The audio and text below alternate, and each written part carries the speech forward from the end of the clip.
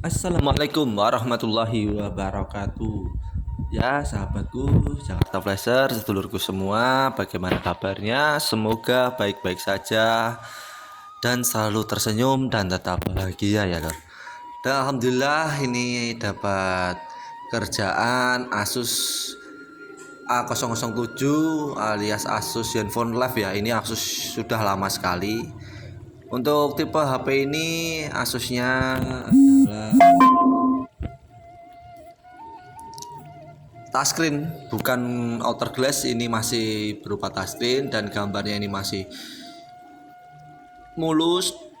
Ini cuma kendalanya di touchscreennya yang tidak bisa, kurang respon ya, karena ini emang touchscreennya sudah pecah. Jadi alangkah baiknya ini kita ganti dengan touchscreen yang baru ya. Dan alhamdulillah spare partnya pun masih banyak dijual online. Ini saya beli juga di online kemarin.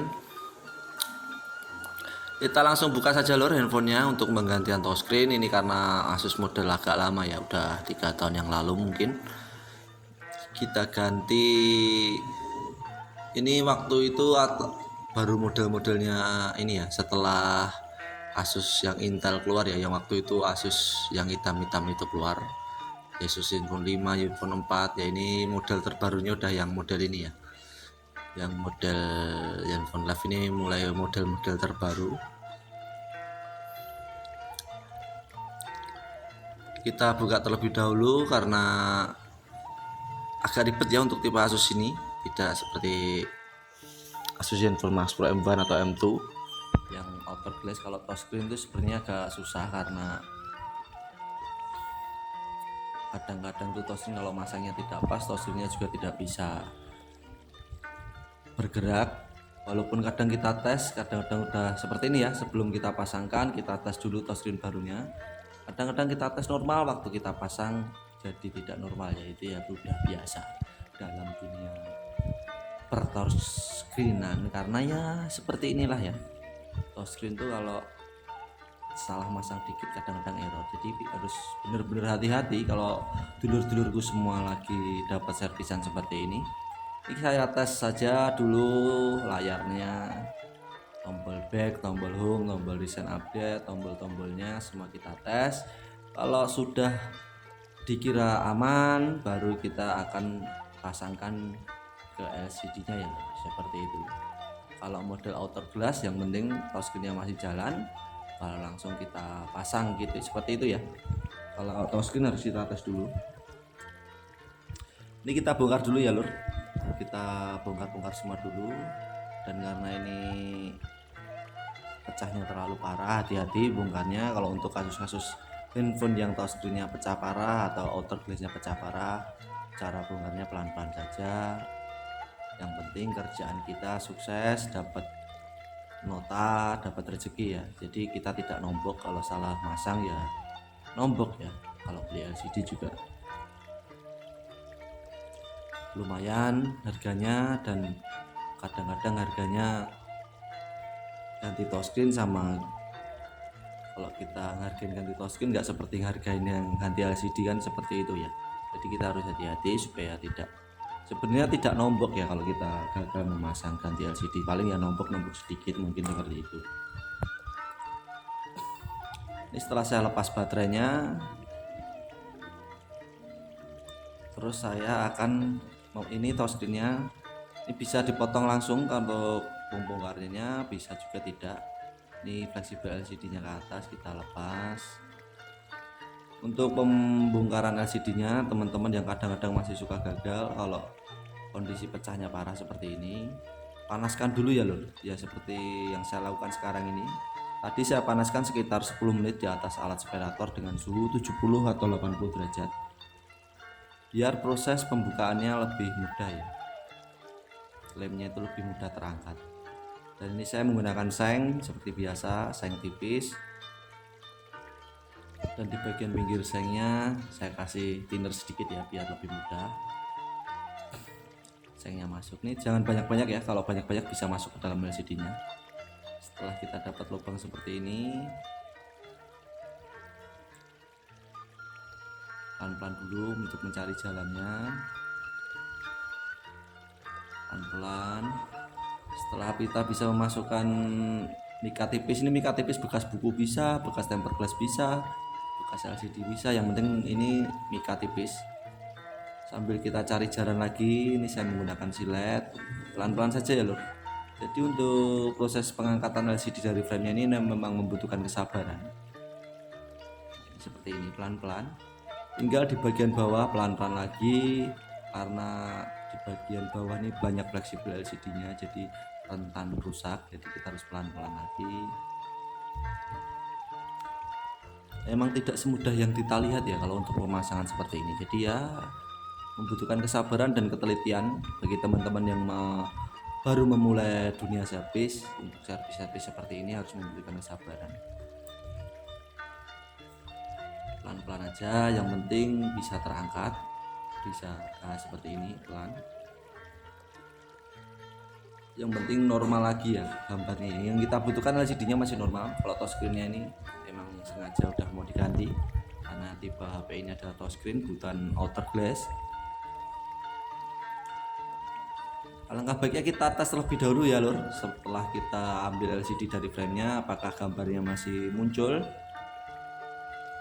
Dan alhamdulillah logo Asusnya keluar. Kita tunggu dulu apakah gambarnya, baterainya habis. Oh ini masih, gambarnya masih utuh ya, tidak ada tompel ataupun bergaris. Untuk langkah berikutnya biasa kita pisahkan touchscreen-nya yang rusak, yang pecah dari LCD-nya menggunakan alat separator. Ini adalah separator jadul saya, udah bertahun-tahun menemani saya.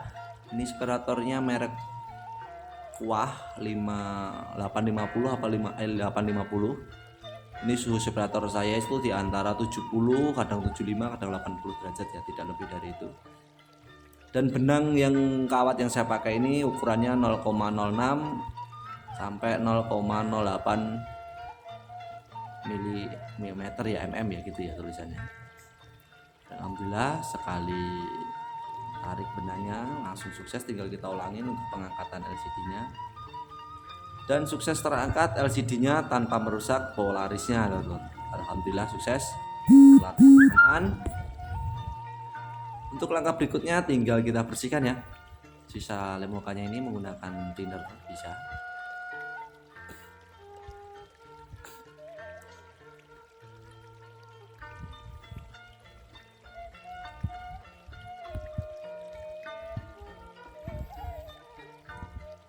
Setelah kita pisahkan, baru kita akan membersihkan ya. Ini akan saya bereskan dulu kawatnya.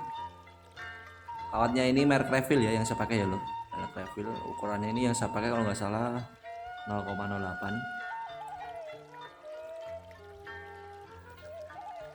Ini LCD-nya tinggal kita bersihkan. Untuk kita pasangkan dengan touchscreen yang baru, kita bersihkan dulu sisa lem OK keringnya. Ini cairan yang saya pakai adalah thinnernya merek Impala.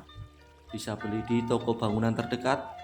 1 liter 1 kaleng itu 1 liter harganya kalau nggak salah 30.000 kalau nggak 35, kalau belum naik ya 30.000. Menggunakan thinner, saya biasanya pakai thinner, pakai bensin juga bisa, pakai pertamax juga bisa. Sebenarnya pakai pertamax bagus ya atau nggak pertalite ya, tapi saya nggak kuat sama bau pertalite-nya yang menyegrak gitu ya di hidung, nggak enak baunya, jadi mendingan saya pakai thinner. Dan sekarang touchscreen barunya kita pasangkan on lem OK kering. Ini di bagian bawah saya kasih lakban untuk mempresisikannya biar tidak melenceng, biar presisi. Baru kita roll seperti ini ya, set. Kita buang lakbannya, kita buang plastik pelindungnya seperti ini, baru kita tempelkan ya loh. Kita pasangkan dulu LCD-nya di frame untuk mencetak biar tidak geser ke atas maupun ke bawah. Kita pastikan dulu, kita paskan dulu biar ukurannya presisi. Kita bersihkan lagi LCD-nya kalau ada kotoran. Baru kita buka lem OK keringnya. Di bagian bawahnya udah saya buka tadi ya. Saya menjauh tadi, saya buka biar debunya tidak jatuh di LCD-nya. Terus kita angkat seperti ini, pelan-pelan saja. Dan di bagian atas ini saya kasih rongga sedikit untuk mengurut ya lur. Dan kita urut perlahan-lahan seperti yang saya lakukan ini. Kalau teman-teman biasa mengurut seperti saya ini tanpa alat bubble remover, tanpa vakum laminating LCD, teman-teman pasti bisa ya. Yang penting sabar, pelan-pelan saja. Dan di bagian atas pas finishingnya lakukan dari satu sudut ya. Kita lihat dulu sudut yang mana yang cocok buat kita finishing. Nah seperti ini, saya memilih dari sudut bagian kiri bawah ini, saya bagian terakhirnya. Biar tidak terjadi gelembung ya, caranya seperti itu ya, pelan-pelan. Ya, alhamdulillah sukses. Tanpa gelembung seperti ini pun bisa ya, tanpa alat bubble remover teman-teman bisa melakukannya di rumah. Yang penting sabar, tidak punya alat bubble remover pun bisa. Saya dulu tidak punya alat lengkap ya, bubble remover tidak punya apa-apa, tapi saya bisa melakukannya dengan keyakinan dan kepercayaan diri yang tinggi ya. Dan saatnya tinggal kita pasangkan kembali. Sudah kita satukan LCD touchscreen yang barunya, kita rakit lagi, kita pasangkan ke frame-nya, udah kita lem. Dan alhamdulillah mantap. Tinggal nanti kita bersihkan lemnya, kita rakit ulang semua, konektor, papan konektornya, buzzernya, terus ya baterainya kita rakit ulang seperti ini. Dan alhamdulillah ya, kerjaan kita 90% sudah selesai nih, tinggal kita rapikan aja. Kita tes ya lur. Mantap. Kita bersihkan dulu, tinggal kita tutupkan di bagian belakang. Ya jangan lupa bahagia dan tersenyum ya lur, karena emang pandemi COVID ini masih ada di sekitar kita. Dan jangan lupa vaksin ya lur, biar aman. Terima kasih. Wabillahi taufiq wal hidayah. Wassalamualaikum warahmatullahi wabarakatuh.